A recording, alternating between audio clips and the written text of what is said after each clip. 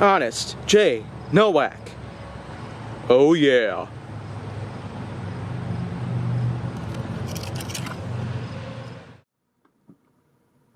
A pleasure to meet all at last, and welcome to Honest J. Nowak once again. Now here on Honest J. Nowak, I'm going to go ahead and talk about a few things relating to arcade games. Now arcade games, of course, they do have themselves a good placement in as a valuable or a collectible, machines or cartridges or whatnot. Any of these old-fashioned classic retro games out there, including Galaga, Pac-Man, Centipede, Dig Dug, Super Mario, and otherwise, they do in fact happen to have a big effect on everyday gamers. Any kind of retro gamer out there today who happens to be big fans of these certain games out there, I can very much say it is a great way to simply go back to the past. And I have actually touched up on the fact that James D. Rolfe happens to be one of the biggest known retro-style gamers on the planet. This is mostly in turn because of the popularity of the web series Angry Video Game Nerd, which has spanned its own web series since 2004 and even made its own feature film in 2014.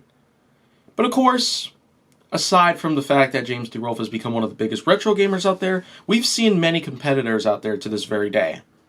Lots of them.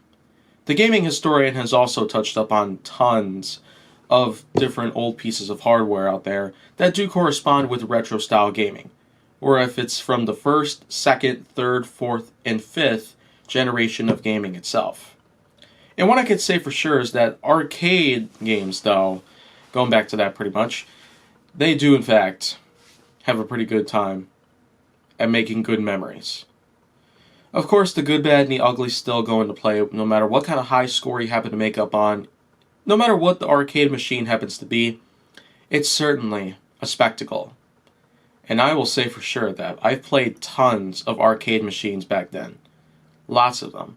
And they continue to be made to the present day, with some arcade games being made specifically for certain recreational events out there, as well as some fun places out there like Dave & Buster's and Chuck E. Cheese's.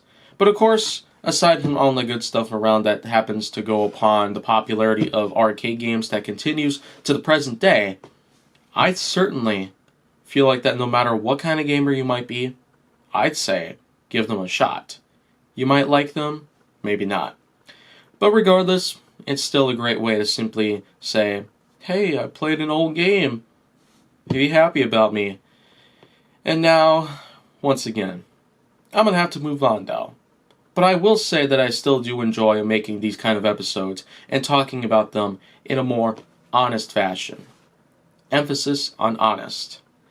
And if you want to see more go down on my channel, make sure that you like, subscribe, comment, follow me on social media, and stay on the Hollywood side.